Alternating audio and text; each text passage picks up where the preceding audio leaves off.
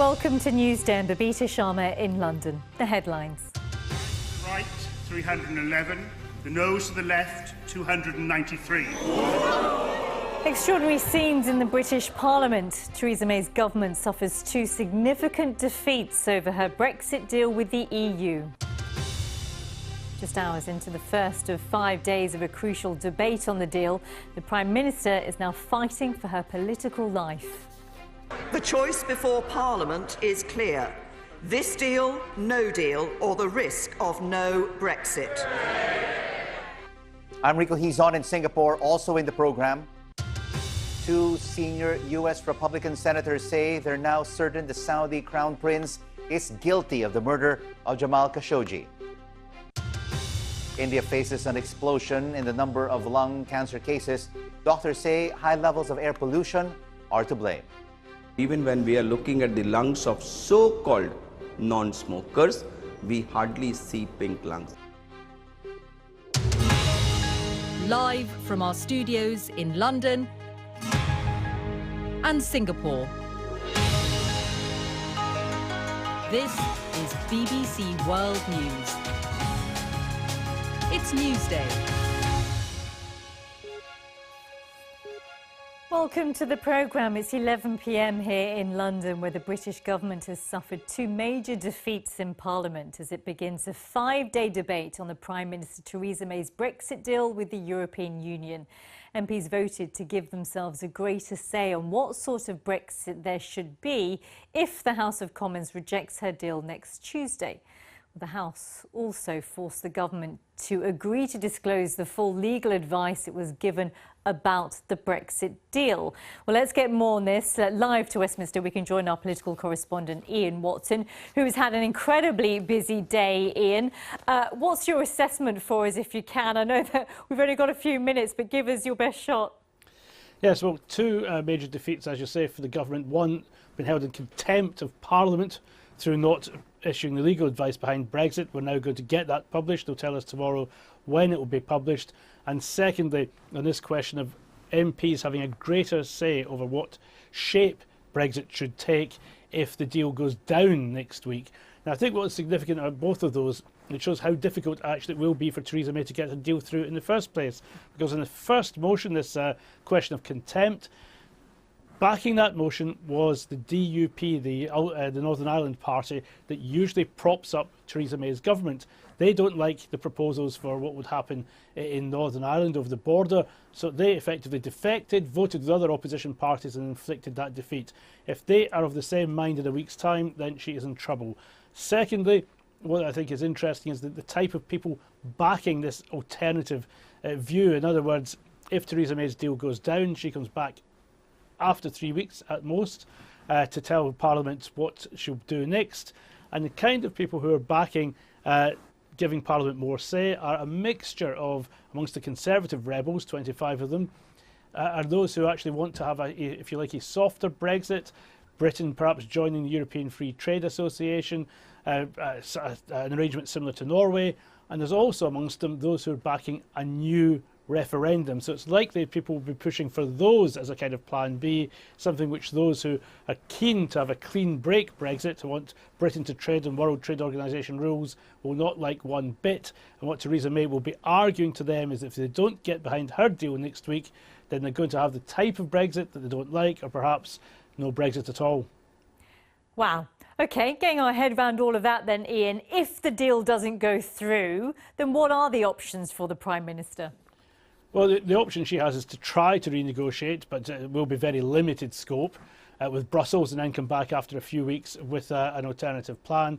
The question is whether she gets the space even to do that, because the Labour opposition say that they would table what's called a confidence vote, and that would effectively mean that they would be inviting people to vote for no confidence in the government and to get rid of her. And if some people on their own side don't like her tactics, well, it just needs 48 of her own MPs to try to oust her from power in the first place. OK, Ian, thank you very much. Hope you get a bit of a rest now. Busy day there in Westminster. Ian Watson, our political correspondent. Well, let's round up an extraordinary day's events at Westminster. Here's our political editor, Laura Koonsberg. Parliament's time. The place where Theresa May must persuade. She doesn't want to accept she's defeated. Not yet. But for the first time in decades, before the Prime Minister had even had the chance to speak today, a painful hat-trick. The ayes to the right, 311. The noes to the left, 293. Her government was beaten 3 times. Look at them! Look at them! Look at their faces, they cry. The sight of a government that doesn't have support it can rely on. Ministers found in contempt, forced now to publish the full Brexit legal advice. This House has now spoken, and it's of huge constitutional and political significance. It is, I think, unprecedented for this House to find government ministers in contempt. In light of the expressed will of the House, we will publish the final and full advice provided by the Attorney-General to Cabinet. The Attorney-General's private advice to Cabinet will meet the public glare. Then another flank. Mr. Dominic Grieve. The purpose of this amendment is to ensure that if we don't resolve this issue next week, that there will be further amendable motions to be considered. In other words, former Remain rebels demanded more power for Parliament if Theresa May's deal is rejected next week.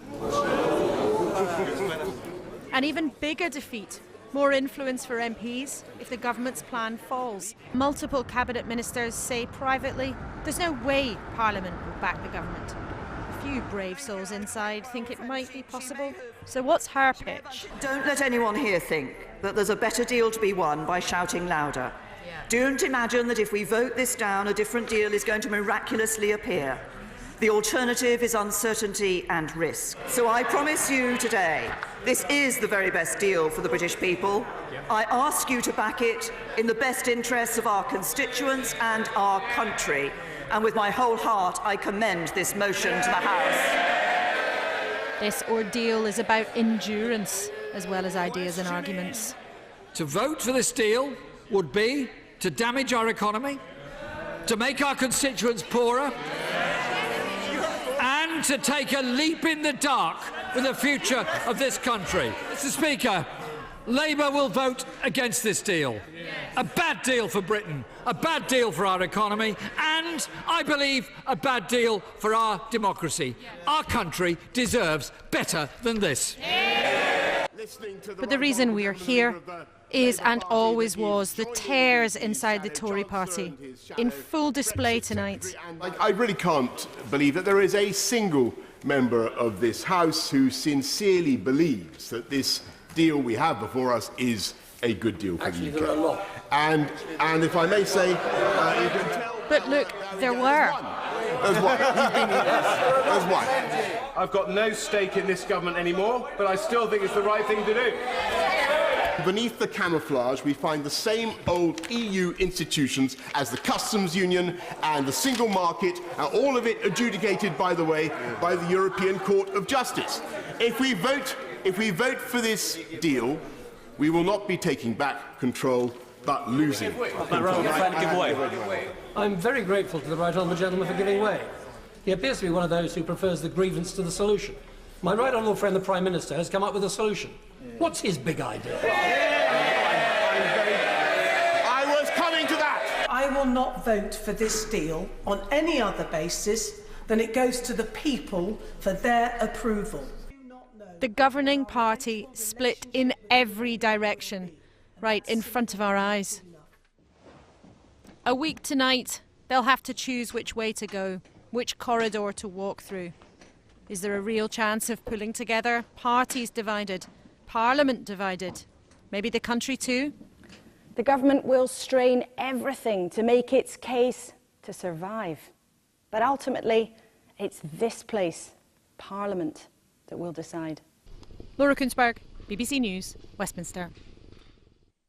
Let's now take a look at some of the day's other news. The United States is threatening to pull out of a Cold War nuclear arms treaty over what it calls Russia violations of the agreement. Speaking at a NATO meeting in Brussels, U.S. Secretary of State Mike Pompeo said Moscow has been test flying a missile that violated the treaty for more than a decade.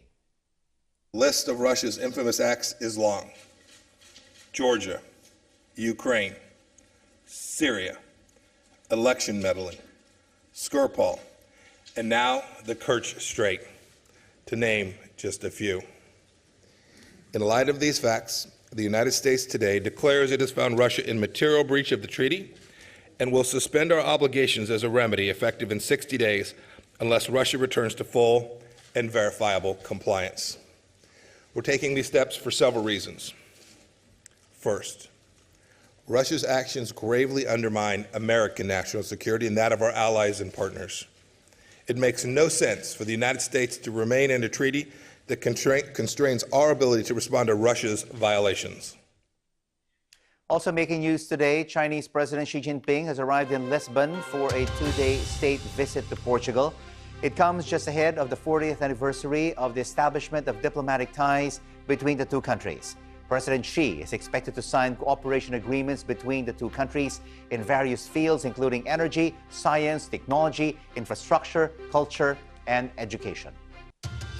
At least 24 construction workers have been killed by separatists in its eastern province of Papua, according to officials who say the men who were building a bridge were shot. It's thought that the murders happened after some of the workers took photographs of Papuans marking what they consider to be their Independence Day on December the 1st. Italian police say they have arrested the suspected new head of the Sicilian mafia, 80-year-old Settimo Mineo. 45 other alleged mobsters were also arrested in a major blow to organized crime on the Mediterranean island. The previous head of the Sicilian mafia died in prison last year. Well, scientists say some of the world's most unusual sharks and stingrays are on the brink of extinction. Because of threats like commercial fishing, 50 species are on the list, including the biggest fish of the sea, the whale shark. Well, experts say losing even one of them would wipe out millions of years of evolutionary history.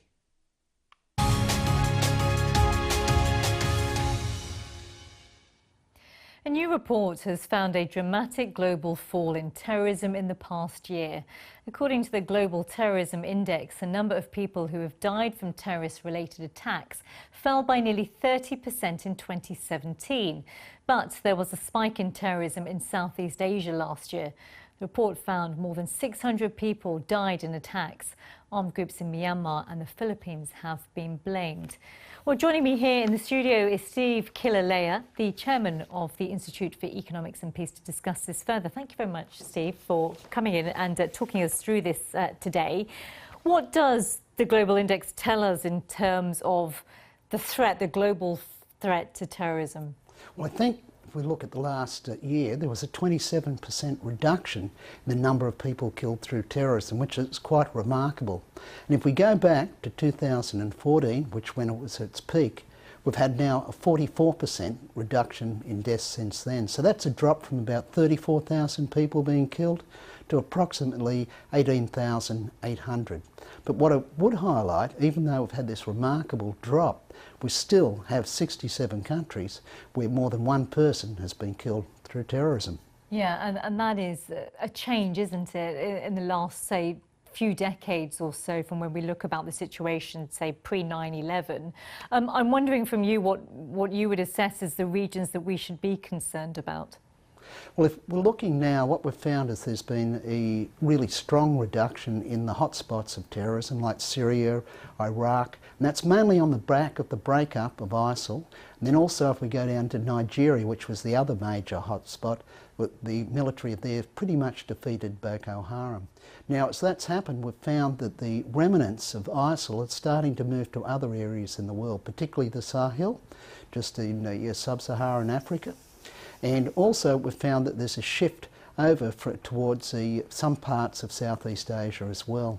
And so we're finding that terrorism in Myanmar has been increasing every year for the last 4 years, with approximately 300 people being killed there in 2017. Similarly, if you went to the Philippines, we're finding that the Philippines, that there's been an upsurge of terrorism there as well, and with similar increases. But the thing which most people don't realise about the Philippines, they focus on Mindanao and the Islamic terrorists there, but there's also a communist group from the north of the Philippines which is also launching major attacks. In fact, 168 towns and cities have suffered more than one death from terrorism in the Philippines in 2017. It's remarkable.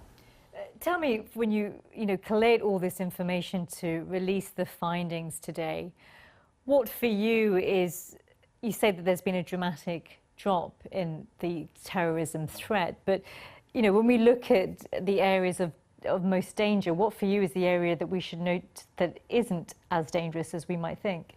Well, this is going to be counterintuitive for most people, but the region which has got the least terrorism in the world is Latin America. Yet Latin America has the highest homicide rates in the world. Wouldn't believe it, would you? And it almost doesn't compute, does it, when we think about how much coverage Latin America gets in terms of its murder rates and the violence there. And you're saying that that doesn't actually look at the global, doesn't match the global picture of terrorism? No, well, there's only two countries which we'd say have moderate rates of terrorism, and that's Colombia and Mexico. And then both of them are well under 100 deaths. So I think from memory, Colombia's about 40, Mexico's about in the 20s. Okay, Steve, thank you so much for talking us through that. Steve Killalea, the chairman of the Institute for Economics and Peace. Thank you. Thank you. You're watching Newsday on the BBC, live from London and Singapore. Still to come on the program. The dangerous levels of air pollution in India, doctors say it is causing a lung cancer epidemic.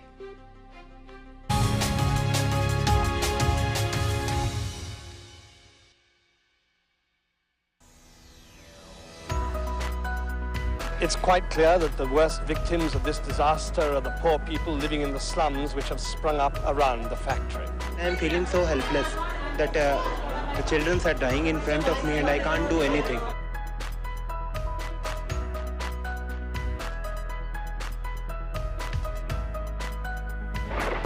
Charles Manson is the mystical leader of the hippie cult suspected of killing Sharon Tate and at least 6 other people in Los Angeles.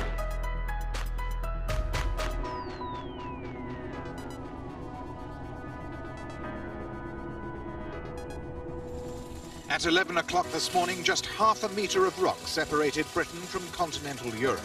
It took the drills just a few moments to cut through the final obstacle. Then Philippe Cosette, a miner from Calais, was shaking hands and exchanging flags with Robert Fagg, his opposite number from Dover.